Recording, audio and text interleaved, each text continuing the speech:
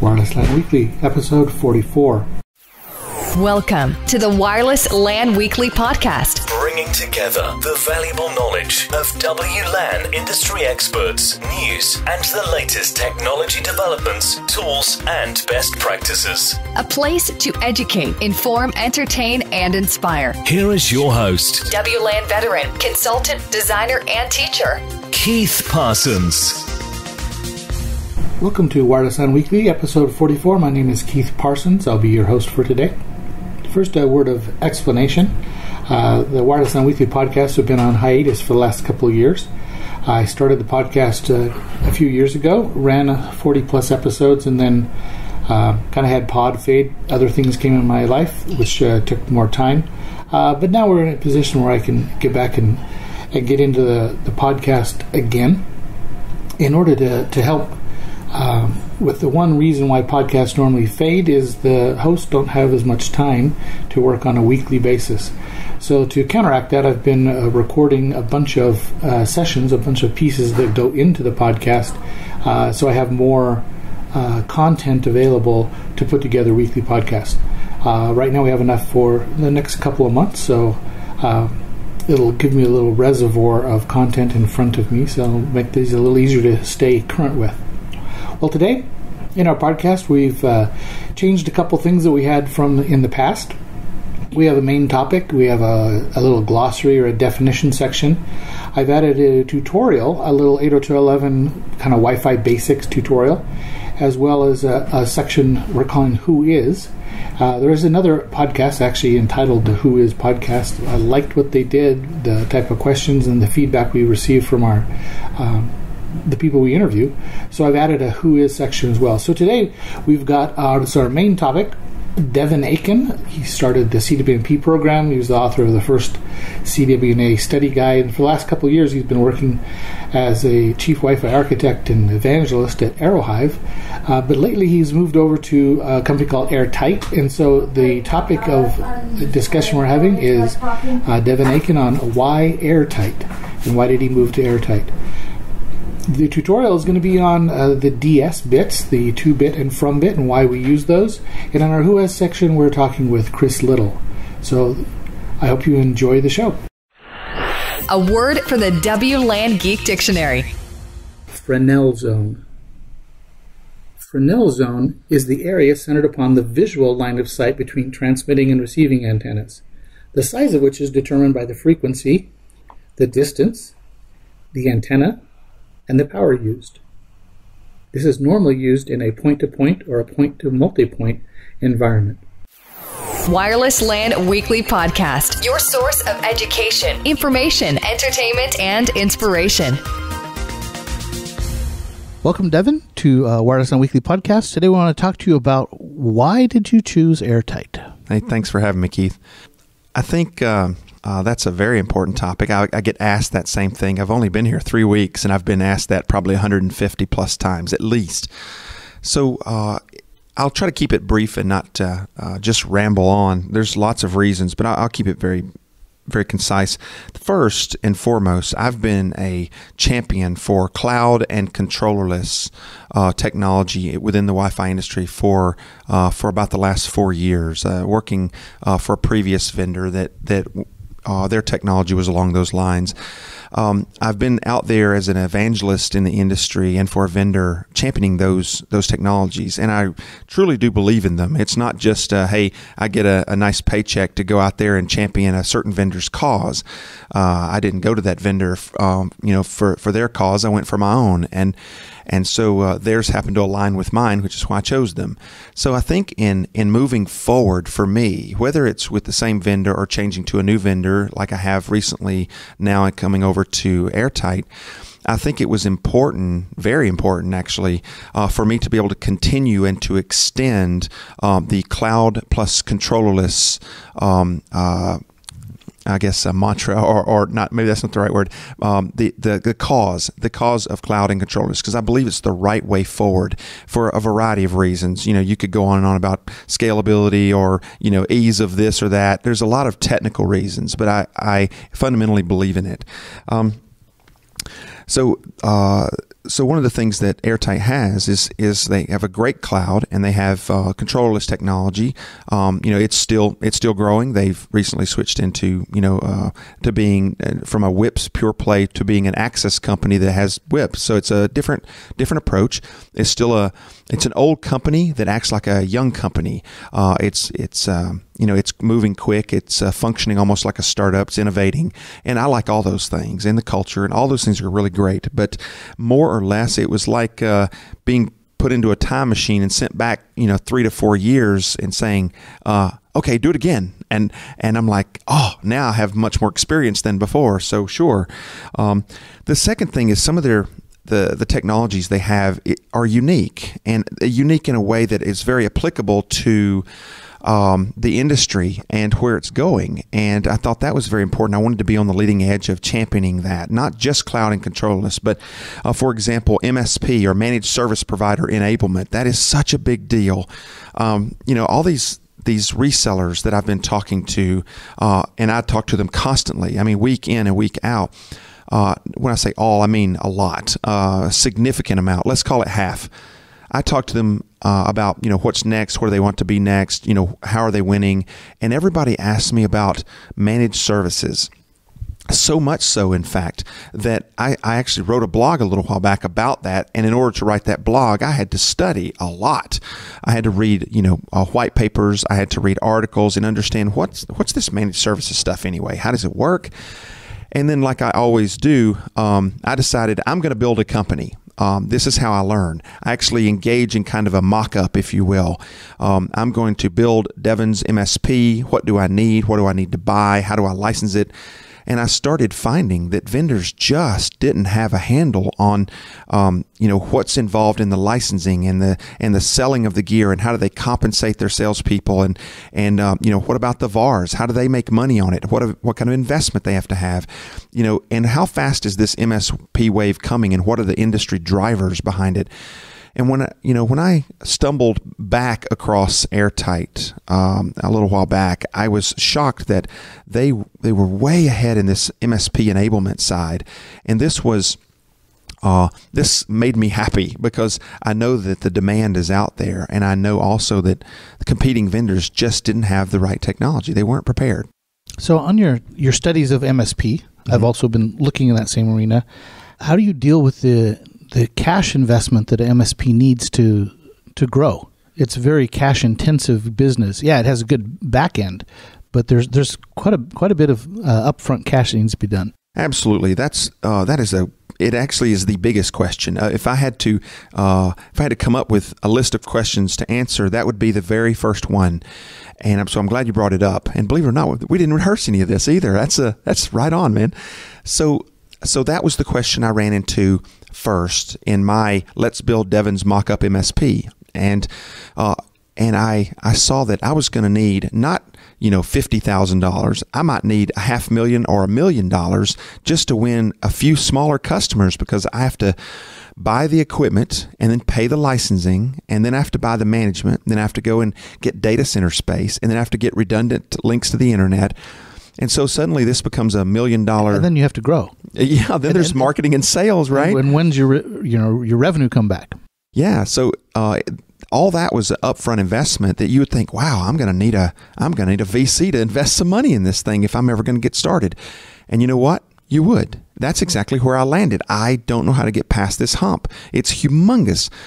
And so what this does is it leaves managed services to your larger companies, your carriers, your already gigantic, let's say the iPasses or the Boingos, the guys, and so these companies that have all this cash already, well, they can afford to build out the data center space, and they already have the sales guys and marketing, so they can do this, and it's hugely profitable if you know how to do it, and it's also very helpful to the customer base because it presents them with a way of buying your equipment that doesn't, or it lessens risk. They don't have to hire as many people in various locations. They don't have to capital outlay for all this equipment. They don't have to worry about so much. And all the worries are placed on the managed service provider, which they then get economies of scale because they can have one really high-end engineer serving 10 customers instead of that one customer hiring that one guy just for themselves. So how do you get past that huge capital outlay is the question.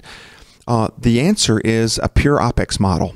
And if the vendor that is selling the equipment can sell a pure OpEx model, what this means is the VARs that want to become MSPs, maybe they also want to do still the CapEx sales and things like this, but they also want to do managed services, they can make the sale. Then the vendor themselves will send the equipment out and have it under management. And the management is done by the managed service provider, not by the manufacturer. So that capital outlay is actually dealt with on the vendor side, and the VAR doesn't have to worry about it. That makes it much easier for the VARs to get into the MSP play. Yeah, absolutely. In fact, all the way down to the mom and pop shop, right down to the one man show, 5-man show, or anything else. The only thing you're doing is you've got to do the design, I know your mantra of design, but yeah, you always start with that. You do your design, you do your install, your surveys, your install, and your verification process, and those are services that a VAR can add to the equation, which they want to add to the equation, right? This is how they make a living also. So they cover a lot of their upfront expenses, plus make some money for themselves in the initial services bit. But then also, they're not having to worry about putting out any cash for the equipment or how fast they'll get paid by the customer. The customer's not having to worry about coming up with $200,000 for the gear. The manufacturer soaks up all that, and then there's just a monthly fee per device, that's charged through the channel and to the customer, and that's how the VAR is then going to be paid OpEx as well. They get a cut of that, right? So that model works for everyone, including the manufacturer. And of course, there's challenges. It's not easily done, or everybody be doing it. There's challenges of how do you license, and how do you renew, and how do you grow, and how does the manufacturer absorb that cost, and what is the right fee to charge per different types of devices, and the services being added over the top of it. Whether it's, security services like wireless intrusion protection, or if it's social media, or if it's, it could be a dozen different types of analytics services that are added. And all those might be an add-on monthly cost, the recurring cost that can be done. And all of those things VARs can make money on, as well as the customer says, well, I don't have to hire people. I don't have to buy equipment. I don't have to troubleshoot. It's all done by the managed service provider. And therein is another way that VARs can make money is the whole troubleshooting and optimization and expansion orders. Maybe they do it on block time, where they say, every month you get 10 free hours of support and in troubleshooting and things like this. But after that, we charge X amount per hour. So it's a whole new way of selling products, a whole new way of engaging the customer, and a whole new way of solving customer problems that is beneficial to both customer and VAR. Well, this started out as the question, why Airtight? And you got into the managed service side. So let's get back to the original one. I'm assuming that part of your reason for Airtight is that the Airtight's prepared for that managed service play. Yes, and that's something that caught me a little bit off guard, actually, that they were so well prepared for that. And in fact, they are already, before I ever got here, have already engaged and are selling through managed service providers. I didn't know that. So that was exciting to see that they understand the model, they're successful with the model, and it's not like a onesie-twosie. They've got some, when I say they, it's we now. We have some huge customers, let's call it, 15 to 30,000 range access points / sensors under management through managed service providers, which is just extraordinary. So these are very large installs, and the OpEx model enables customers to do that when they have so many locations or things like this. It's a very good model for them. So I was excited to see that. But yeah, that's certainly one reason I came over, is to see that this new model of supporting channel and supporting customers is proliferated, right? Is the word is out that this is available because it solves problems. Another reason is that Airtight is focused on the solution. It's not the typical, hey, our access point's better than yours, or it's not that arena. That's not how they play the game, if you want to say it that way. They're looking at what's the problem in this vertical? What are the set of problems, and what can we build that will solve those problems, in a or cost-effective, efficient, easy to deploy and use type of way for the customers. And is it for everybody? No, I don't think it's for everybody.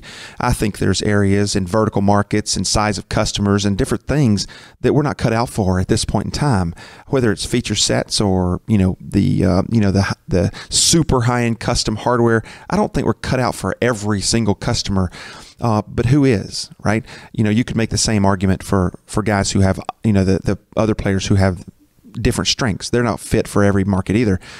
So I would say Airtight is good at what they're good at, and they have weaknesses like everybody else has weaknesses, and so we play to the strengths and shore up our weaknesses, and that's how you play the game. But I saw that their strengths were revolutionary. The cloud, for example, it's an elastic, it's a very mature cloud. They have a really solid handle on how to manage and grow and expand and make the first 10 to 15 minute experience plug and play, nice GUI, all of these things, and some great services over the top of the platform. So it was it's set up for the next, we'll call it 4 years. It's hard to see much beyond that. The industry changes.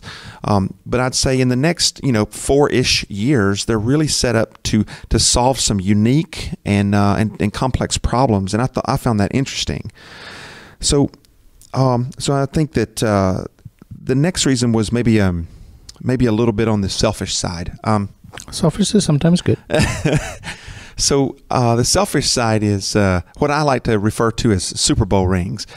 I look back at CWMP, my days there, and it's not like I ever had enough money to buy a Ferrari or anything, but we were fairly paycheck to paycheck guys. But I believe that everybody involved in that, and there were several, everybody involved in that would call that a success. I mean, there's a lot of CWNEs out there now that would call that a success. Obviously, it's still alive and kicking and doing well, thriving even now. So I would call that my first Super Bowl ring, and I'm pretty proud of it. It did a lot of really good things for a lot of people, and still does. And I'm very supportive of it. I'm still engaged with it, and so that was my first Super Bowl ring. Did I ever make any real money on it? No, of course not. It was an education company. I don't think I've ever met an education company that makes any real money. So that was a big thing for me. And then, working, for the first vendor, I think that was a success. Looking at where it started and where it ended up when I left, I would call that a very big success. And I was successful there, and I think the company's been successful in growing to being one of the market leaders. And I would say that's my second Super Bowl ring. In other words, I was part of a team. I wasn't the main guy or anything. I was part of a team that worked together to be successful and to change the industry. Because if you look at where the industry was concerning cloud and controllerless 4 years ago, I literally remember being made fun of as I was preaching the gospel of cloud and controllerless. People were like, "That's just stupid." Nobody's going to do that, and now it's becoming, it's in its own right a de facto standard, and now I guess I was, the selfish part of it is I'm looking for my next Super Bowl ring, and in order to do that, I have to understand where the industry's going, what the real problems are from a broad perspective and a narrow perspective when it comes to vertical markets, and understand how to solve those problems and which company is most likely to be successful, has the right technology, whether the company's well known or not, whether the technology's mature or not, who has the potential to make this happen and to solve these problems. And in my opinion, the one that fit the bill the best for me was Airtight. And I'm gonna lend all my experience and my reach and audience and things like this to them, of course, and to make to help that people are going to understand what the technology they have, what problems it is solving, and usually people give me enough attention to get the message across. They may not all buy it, they may not all think it's the right thing for them, but at least they give me airtime to speak my piece, and that's always appreciated. So as Airtight, what's the distribution model if someone wants to be involved as their own VAR? Yeah, so it is it's a channel company, as so many are. It's a channel company. So what this means is we have, like in international, we have a 2-tier system, which means we sell into the distributors, and the distributors sell into their value-added resellers, or VARs. So we call them VADs for distributors, value-added distributors, and VARs. And these this 2-tier model, then the VARs sell down into the customer. And that's called a 2-tier distribution channel. So that's how it works internationally. And then in the U.S., currently, we're a 1-tier model where we sell directly to the resellers and they sell to the customers. And of course, that will start to change over some amount of time, where we start to use whether it's direct market resellers or distribution or VADs in the U.S. You'll start to see some of that going forward, because it allows you to scale and to be efficient and things like this. So. This is not an uncommon thing. In fact, it's probably the most common. We're trying to be very supportive of our channel. The channel's not huge at this point. The company is small in comparison to some of the bigger guys out there. Even the second, third place vendors out there are very large in comparison. But that's how, being smaller allows you to be a little quicker, a little more nimble, and to go out there, and even if you make some mistakes, you can recover from them quickly, right? So it should be fun getting the channel grown and trained and things like this. Great. Thanks for your input on why you chose Airtight. Hopefully we'll have you back for other podcasts later. All right. Thanks, Keith. Thanks. Back to Basics with Keith. Welcome back to the Wi-Fi Basics tutorials. In today's episode, we're going to try to explain why 802.11 uses a to DS bit and a from DS bit. And how many addresses do we have in 802.11 anyway? If you'd like to follow along with the graphic, there's a graphic on the show notes of the podcast. So just go to Wireless LAN Professionals webpage, click on this podcast, and you can see the graphic that I'm referring to. For 802.11 to work, we had to have the ability for a client device to transmit a frame via radio, and then have it go to an AP and have the AP convert that wireless 802.11 frame back into Ethernet and send it on its way. So an AP in that sense acts like a bridge. It's bridging from wireless to wired. Normally when you have a bridge, you would have in the bridge, one side would have like a CAM table or a list of devices, MAC addresses are on one side and a list on the other. And APs actually have that. They have a list of all the devices they can see on their wired port, as well as all the devices they can see wirelessly. Those are basically the association table who's associated to that BSSID. So if you think of a client and it now wants to send a frame to a server, which is on the wired network, it needs to leave its radio and not go directly to the server. So the source MAC address is the client device. The destination MAC address for the Ethernet frame is going to be the server's address. But because we're on a radio, we need to add 2 more addresses. We have an address for the transmitter. In this case, it's the device, the wireless device is transmitting, and the receiver, which is the BSSID of the MAC address of the AP. So we have 4 addresses. One is source, destination, transmitter, receiver. Now in this first case where a client device is talking to a server, the transmitter is also the source. So we really only need 3 addresses. One for source, transmitter, one for receiver on the wireless side, and then one for destination on the wired side. Well, how do we don't want to confuse those up, so we have developed, the engineers who developed this, 2 little bits that they add in every MAC layer header. They're called the to DS bit and the from DS bit. Now DS is just a simple way of saying the wired side, the distribution service or the wired side of an AP. And then engineers who developed it were so creative, when they had the DS side, the wireless side became the not DS side. Kind of a simple term there. Being simple like that, it makes it really easy. We can assign a bit to that. So if the DS side bit is on, then that means we're going to the wired side. So the to DS bit is a bit that says, where is this frame going to? If it's a 1, it's going to the wired side network. If it's a 0, it's going from a wireless. So if I'm going wireless to wireless, the to bit is a 0, the from bit is a 0. from wireless to wireless. If I'm going from wireless to wired, like in the previous example, it would be the 2-bit would be 1, it's going to wire. The from bit would be a 0, it's coming from wireless. And the same as reverse is true. The response I get back from the server will come on its wire. The AP will pick it up and as a bridge say the source is the server, the destination is the device. As a bridge, I'm going to pick that frame up, but as an AP, I'm going to convert it to 802.11. And now it needs to send that frame source, server, destination, client, transmitter, client. Transmitter is the AP, and the receiver is the client. And again in this, the receiver and the destination are the same, so we only need one address for there. So we have one address for source, the server, one address for the BSSID of the AP, or its MAC address is the transmitter, and a third address for the client device. Now, I know this is a little confusing when you hear it audibly, but if you look at the frames and the pictures that come along, it'll help you understand it more. The beauty of this system is I can grab any frame out of the air, just pluck one out of the air, and I will know who it's from, where it's going, both source and destination. I'll know who transmitted it.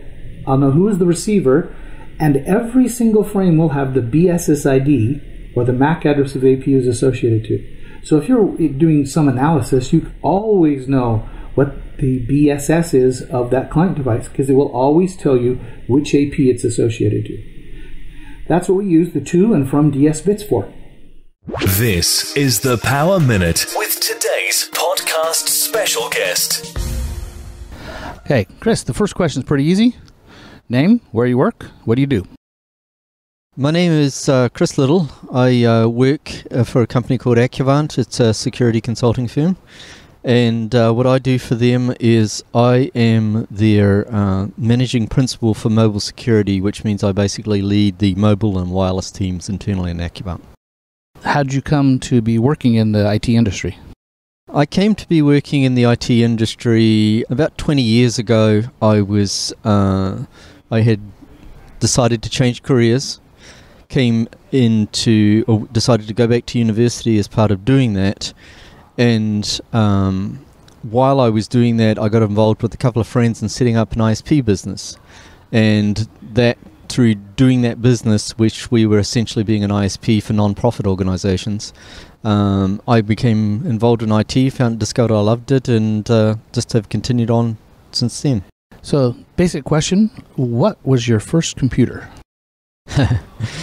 My first computer was a used 286 computer with, I think it had a 40 meg hard drive and 512 megabytes of memory, I believe. What'd you do with it? I used my my first computer basically to run a Usenet news service where I was downloading things from a dial-up 2400 baud modem. Quite often that would take me all night to download a 1 megabyte file with, but that's essentially what I was using it for at home, was to participate in this business that we were running, where we were essentially downloading and uploading news groups for non-profit organizations. So you've been involved in this a long time. Very long time. If you could go back in history 20 years ago when you got started, what would you tell your previous self and advice to help them make their career go a little smoother? If I could go back 20 years ago and tell myself something to make my career go a bit smoother, I think I would probably tell them to move sooner to the US, because there's much more scope and breadth that you can actually do with take your career in different directions with here in the US than what I was able to do in New Zealand when I was living there. Would you give that advice to anyone today? New Zealand is a pretty self-sustaining country in terms of their IT infrastructure and culture. People pretty much have this do-it-yourself type mindset to that. And from that point of view, it's kind of hard to get started, but I've been away for a long time now from New Zealand, and from what I understand, it's changed a bit. There's actually a career path there where there wasn't before. It's still in fairly general IT rather than being particular things like security and wireless that I've been involved in now, but it's much more established there now that you can actually have a career in IT, where when I was starting out that wasn't so. Change of direction. Quick question, short question, but could have a long answer. Mac or PC? Well, I'm a Mac or PC. That's kind of a hard question. I've actually always been one of those guys where I'll use pretty much anything, right tool for the job type person. So for me, I've used a lot Mac in recent years, mainly because I don't have to think about a lot maintaining it, which was always a hassle with both Linux and Windows before that I have used. And so I don't really have a bias one way or the other for running them, but I prefer Mac just right now. Do you have a home lab? And if so, do you recommend what's in it, and do you recommend it for others? Yes, I do have a home lab. I have run a home lab for quite some time, and I have the basic stuff that you need: a router to get on the internet. Actually, a Juniper firewall is what it is. I have a switch in there that I can actually set up VLANs on for doing testing, and I have quite a few different wireless products involved in that. I think for somebody who's wanting to learn wireless at home, it's essential to have some type of machine that you can run a VMware server on, so that you can set up the back-end infrastructure that usually supports wireless. But the main things that I use it for is, of course, my home network, just having my computer online, but also for testing various wireless products. For quite a while I had that set up at home with various different vendors' wireless products, and I'd start up and shut down those at the time when I was doing it. But recently my work has given me space in their data center to actually set up a lab space there, so I've transferred most of the stuff that I did have at home to that data center. And do you recommend others if they're starting out to get one? I actually do recommend that. I think that really the only way you can learn it is by having hands-on knowledge of that, and the only way you can really gain that experience in working with different wireless technologies and the peripheral technologies that go around that contribute to that is by having a home lab. Next multi-part question is, do you have a blog? And 2, do you think all engineers should have a blog? Yes, I do actually have a blog, and my blog is wifikiwi.com. I started that, I think, 3 years ago now, and this original it's the reason why I got involved in wireless field data. It's the reason why I got on Twitter, was basically to get people to come and read my blog. And I think for somebody who's starting out in this industry, it's very, very essential to have some kind of outlet for your own creative energies. I know not everybody has the communication skills to want to write something like a blog, but I think it helps actually focus your energies on what your knowledge is in the space, and also it helps to teach other people as well what you know. Some of the most interesting, most useful blog posts that I've actually done, that I've gotten feedback from, have been ones on what I thought was comparatively simple processes and things that we do in wireless, and you don't realize how many people just don't know how to do those simple everyday things that we take for granted. So would you recommend others to have their own blog? I would recommend you really to have your own blog, just to be able to chart your journey of where you're going in your IT career, and be able to actually communicate and teach others what you know. Good. What's the next big thing in technology? Ooh. The next big thing in technology, yes. Well, I think at the moment my focus is very heavily moving from just pure wireless to mobile technology, because I think that there's a very major shift underway right now from the desktop, laptops tied to your computer type thing, to having something that's always available to you everywhere you go, being able to be really mobile, which even though laptops were portable, they weren't really mobile, I consider it. And so I think wireless is really the forefront of that, and that's a really big reason to get involved in wireless. But beyond that, you really want to learn about mobile technologies and the thing that supports mobile technologies, because they are going to be really where the industry is heading in a lot of ways. So define mobile technology. What I define mobile technology is anything from a tablet computer to a iPhone to any of the other devices that are in between those two things. Something that its essential character is always just being on a wireless network. It's not something that you can actually plug in to a wired network at any stage. So what's on your thoughts on licensed versus unlicensed frequencies? My thoughts on licensed versus unlicensed frequencies is that I believe that because of the money that's involved in governmental circles, they've overwhelmingly come down in favor of licensed technologies for wireless frequencies, but I really think that the balance should be tipped more in favor of unlicensed technologies. It's been proven with the unlicensed technologies, specifically Wi-Fi and others around that they are an engine of innovation, that they generate a lot more wealth for the country than the apparently free price that they're being given away from, whereas the licensed ones tend to lock up the frequency and hamper innovation because one person owns it. Where are you from originally? I am originally from New Zealand. I'm a Kiwi. Where in New Zealand?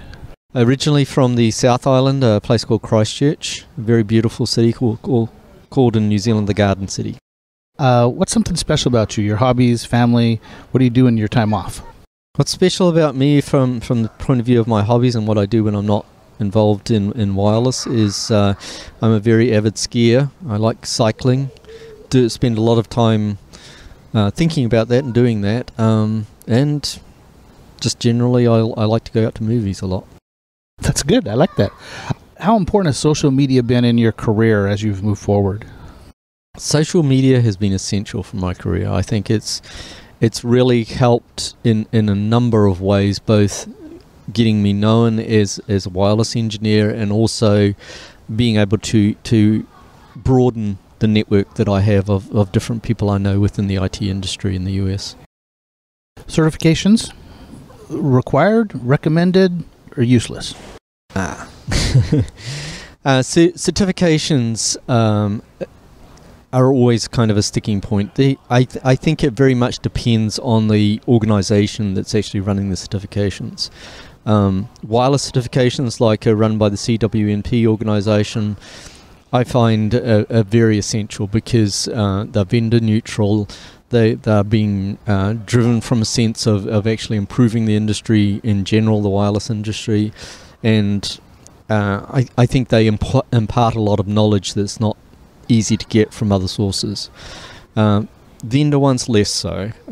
I recognize the value of things like CCIE, but it's a very specific vendor related certification, and I can see the value of that type of certifications. But for my own journey, before I even got involved in wireless, I encountered a situation where I was working at a company and I started studying for the Microsoft certification, and I had a guy come along for a job interview who was qualified at that certification level, who basically didn't know basic stuff that I thought was essential for somebody who had that level of qualification to know. And I was like, this is worthless. If you can go and sit this just by reading a book and not having practical everyday knowledge of how to use the knowledge that you're actually studying, I think that type of certification is worthless. Okay, how about a college university education? How does that fit into that whole mix? I view college and university educations as being much broader in terms of their approach to it. I know they do focus. There's two main kind of spheres that they go into. One is InfoSec and the other is computer programming, and that they teach a lot of valuable knowledge. But I think the to me, the essential functions of a university is teaching you how to think about these subjects rather than teaching you particular skills that you need to be proficient in those subjects. So I think they both have their place. So what inspires you to get up and go to work in the morning? What inspires me to get up and go to work in the morning is actually the people that I work with and the industry I work in. I have very good friendships and really just love what I do because of the people that I interact with on a daily basis. So the follow-on question to that is, if money were now an object, you had enough money, you didn't need to work for money, what would you be doing with your life? If money was not an object and I didn't have to work because I had more than enough money, I would probably go back home to New Zealand and use the money that I had in helping foster IT and wireless within New Zealand. Nice guy there. Nice response there. Mm-hmm. A lot of people come back with, I would ski every day. But you're like, no, I'm going to come back and help others. I like that. That's good. Last question, you're going to end on this one. So, what's been the best project you worked on and why? I think the best project that I've ever worked on by far was doing wireless for Warner Brothers. I got to, and the reason for that is that I got to go on the movie lot, see movies that were being produced, see actors and stars that were wandering around that, and just see that whole environment of what they were actually working on the movie lot, and it was kind of amazing, actually. Great. Well, we want to thank Chris Lyttle for coming on and sharing a little bit of who he is and his views on the career. So thank you, Chris. Thank you. Wireless LAN Weekly Podcast, your source of education, information, entertainment, and inspiration. Well, thanks for listening all the way to the end of the episode 44 of Wireless LAN Weekly. We were able to hear a little bit from Devin Akin, why he had Airtight, why he's moved to Airtight. We talked a little bit about DS Bits, and then found out who is Chris Lyttle. So thanks for listening. If you have any feedback, questions, or ideas, go ahead and just drop an email to feedback@WLANpros.com. We'll be glad to hear from you. Thanks, and hope you have a great week. Thank you for listening to the Wireless LAN Weekly Podcast. Head to WLANpros.com for this episode's show notes and the latest industry news. Connect today, WLANpros.com. A place to educate, inform,